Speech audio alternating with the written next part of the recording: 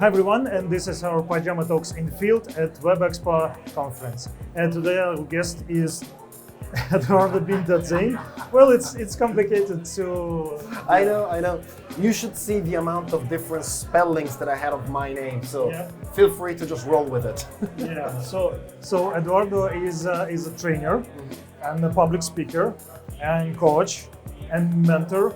You're right, so if you want to shorten it up, I am a leadership and communication coach, trainer, and consultant. That's the area I focus on the most.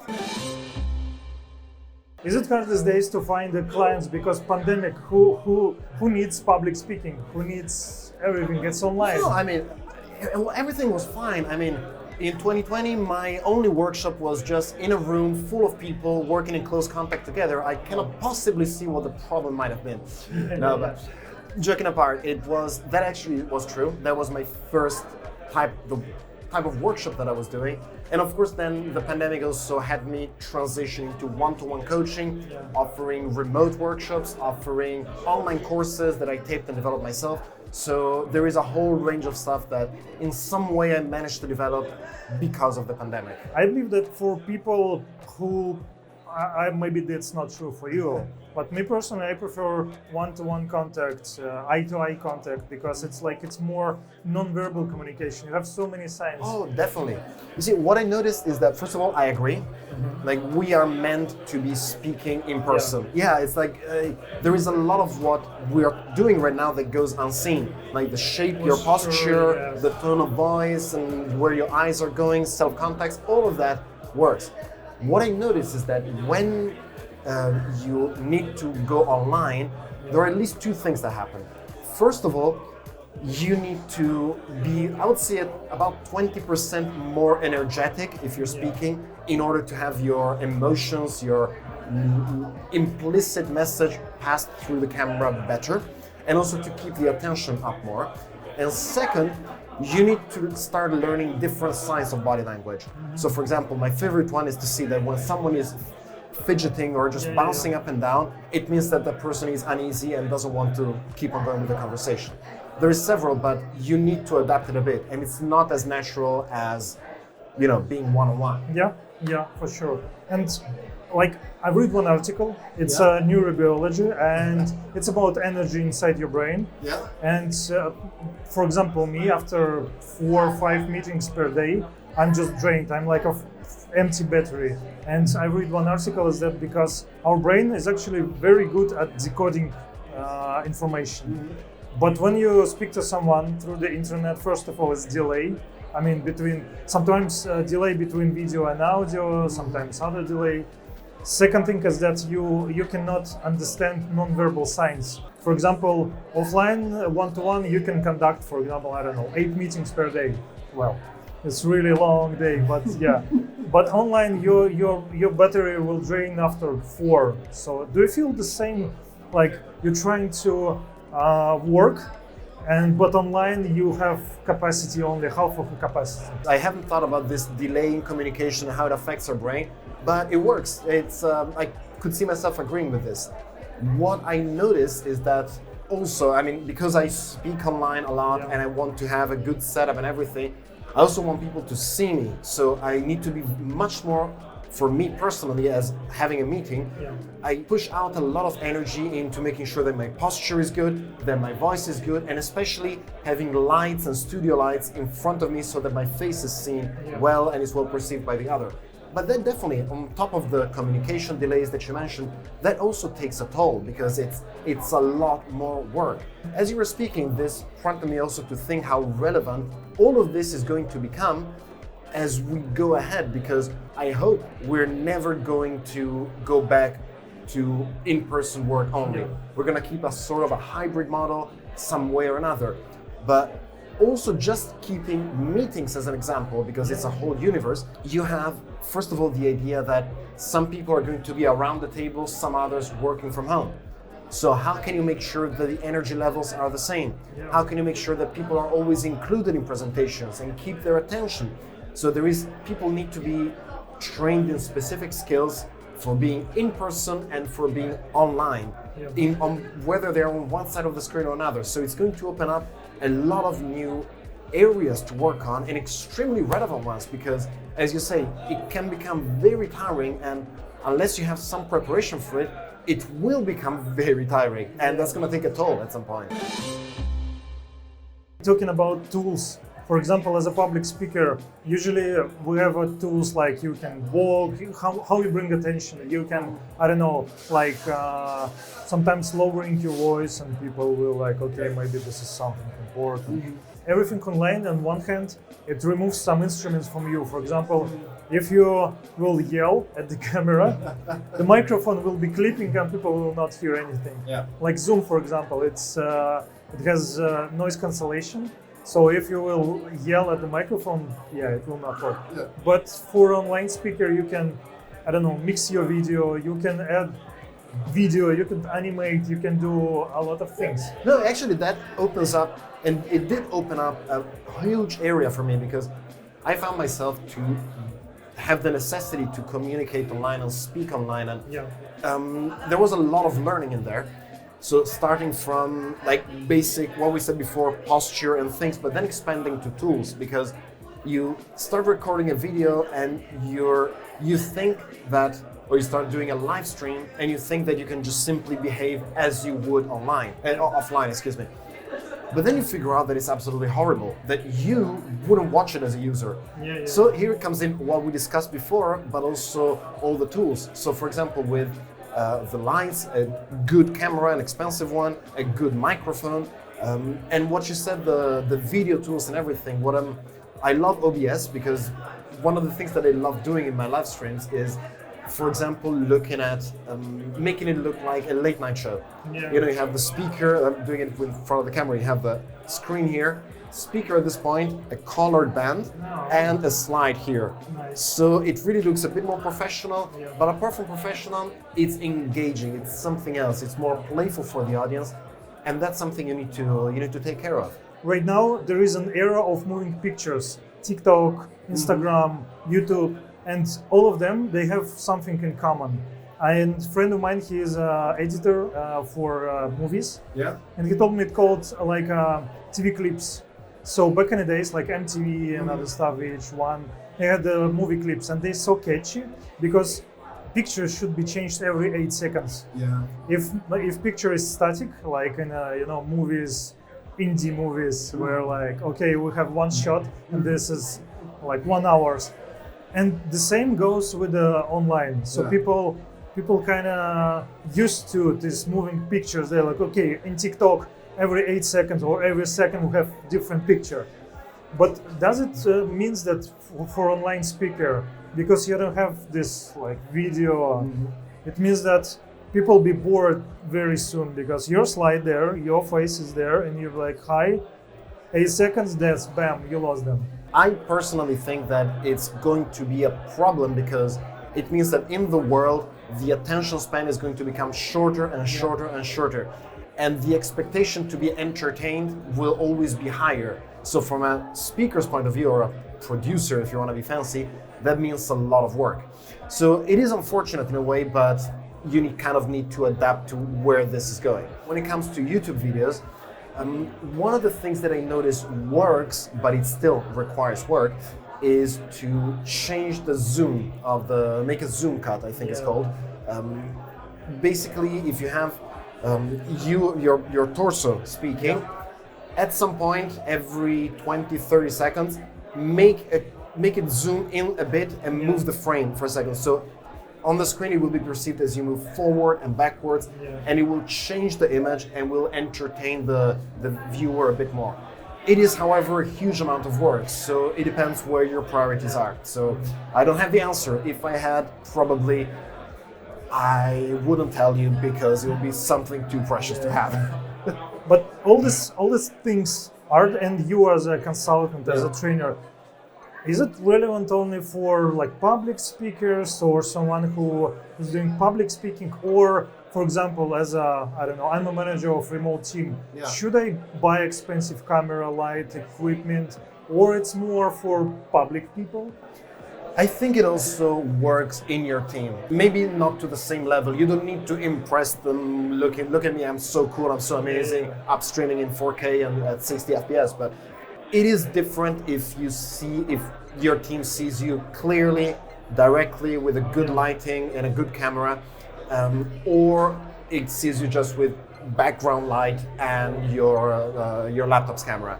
It makes a difference. Having a good experience online also brings out a bit more pleasure in communicating and interacting, and it shows at the very least that you're also making an effort as a manager towards your team to communicate better with them, to give them a good experience. It might not be explicit, and it might not be enough by itself, of course, but that combined with your ability to be a manager, to lead others, to have others grow in the universe of being a good leader, that also definitely helps.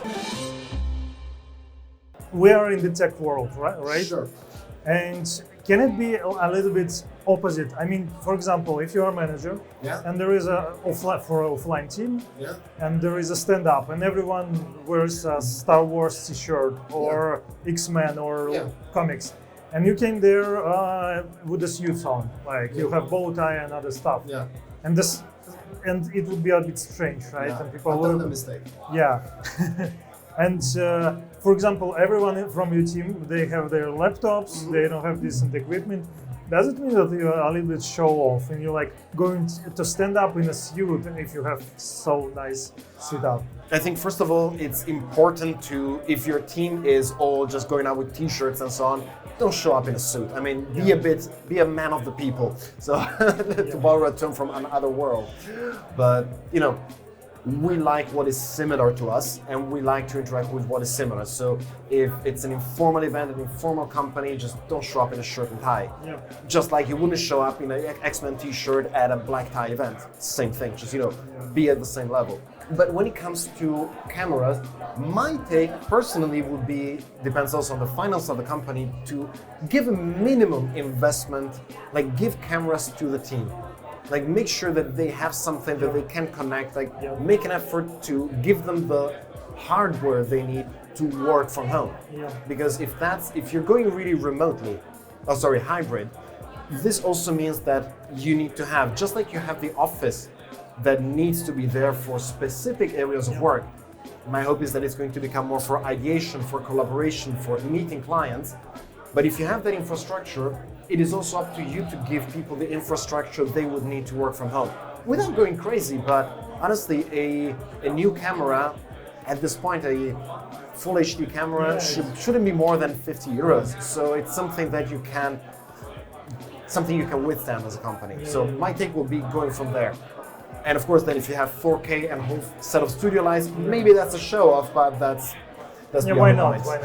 I believe we are tech people or developers or people from IT. We are a little bit on the side, we love collecting stuff, starting from Lego and then all this setup lights. It's just so interesting to collect, to plug all these little plugs. Yeah. And about your talk. So your talk was about what? Let's talk about your talk. Let's talk about my talk. My talk was about leadership, improvisation, and teamwork. Wow. Yeah. So I'm gonna give you a background that I haven't shared with other ones, so that's your exclusive. So the background story of this was that I spent years as a consultant. I still work in that area a bit. I get funding from the European Commission for companies, but that was my full-time work. And it allowed me to see what happens in the trenches, so the good sides of it and the bad sides of it.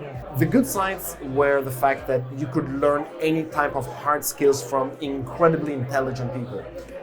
The bad part was that there was an utter lack, on average, of anything related to communication, to interaction, to feedback, to empathy, to public speaking.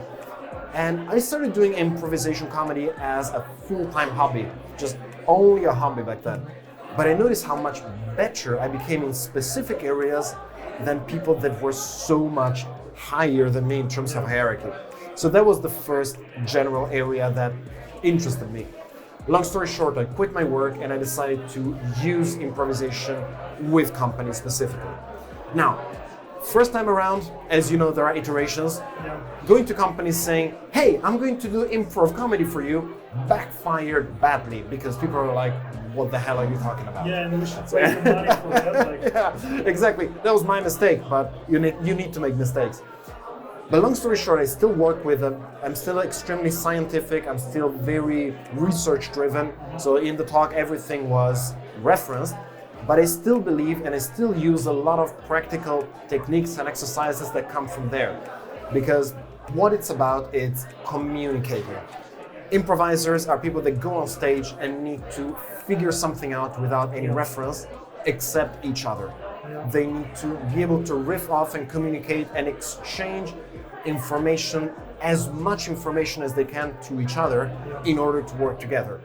And being able to communicate at that level, being able to interact, don't tell me it's not valuable for a company. Don't tell me it's not valuable for a team or for a manager or for a leader. The talk I've just given was about using this in when crisis hits. So what you need to do as a manager to have everything in place and where you need to focus the most. But even if there is no crisis in place, you can still use this to work better together, because mistakes cost money, misunderstandings cost money, delays cost money, conflicts cost money. And all of this, especially if you're moving to a hybrid world, all of this, the effects of these aspects of not being able to communicate well, is just going to multiply. It's going to be exponential and skyrocket. So there is a real need to get people to have more attention, more awareness of communicating, of interacting. And here improv is just a tool. It's just a way of doing that. It's one of my areas, but there is several other ones. But we're talking about future of work at large. Everyone is pushing the same agenda with different methods, and we need to push it, keep on pushing it somehow. My way is working on communication. If there are other people working with other ways that might be equally valid, we need to figure something out though, because if we stick to the old-fashioned way with all the changes that are going around, we don't have the chance of going anywhere. can you teach or can you learn improvisation, leadership, or it comes from your like nature? So there are people with different temperament, with different energy. Like there are some slow people, slow not in a thinking, but yeah.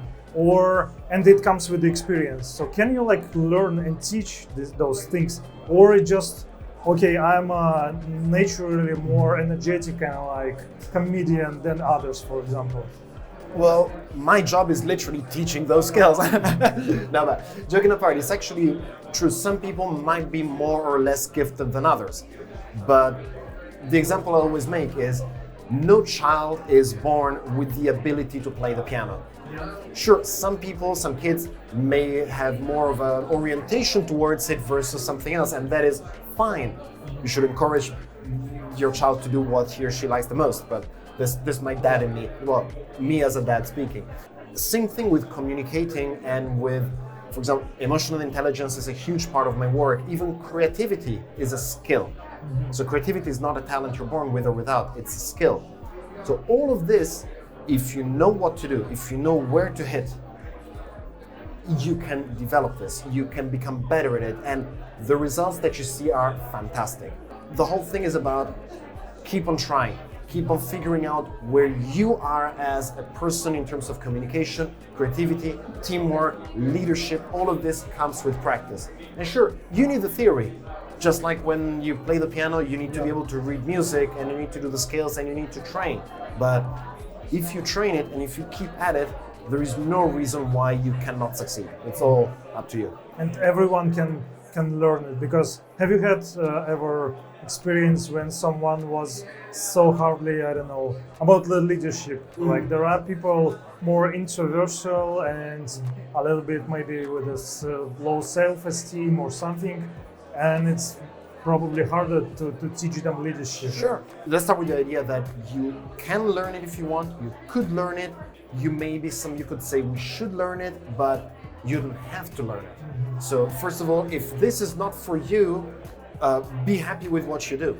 Then of course, sure, some people are more or less introverted, extroverted, and my encouragement is figure out where you want to be, how you want to develop. If that is fine for you and you're happy with who you are, by all means, I'm not going to tell you that you are not good enough. That's beyond the point, and it's a horrible thing to say. Yeah.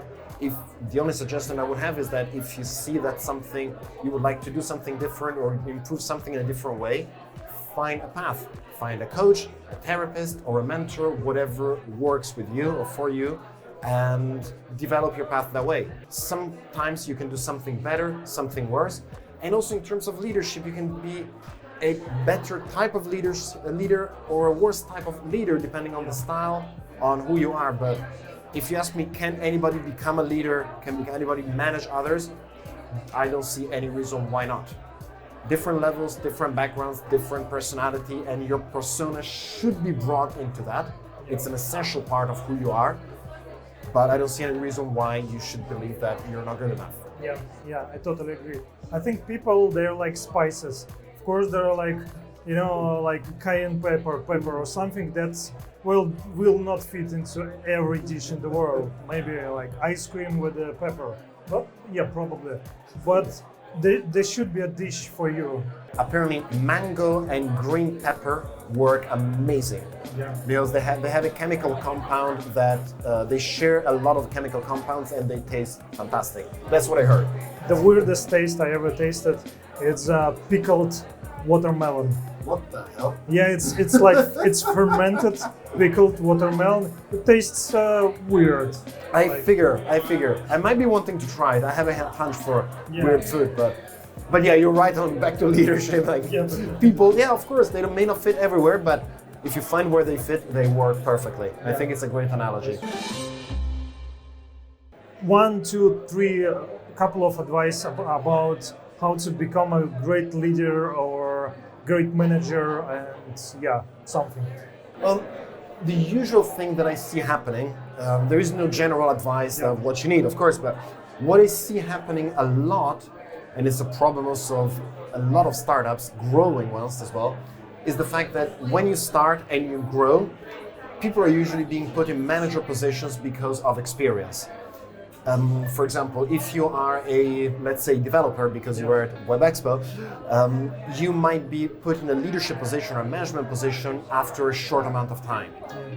When that happens, often you have the fact that that person may not have A, the experience to manage others, B, very importantly, the skills. Because whether you're a developer or a consultant or an accountant or a factory worker, the technical skills that you have learned are not the only ones you need to lead others, because you've been managing tasks at some point. But as a manager, you need to be managing people. So all of a sudden, you're dealing with emotions that don't react to logic. So you need to be working with emotional intelligence, with communication. It's a key thing.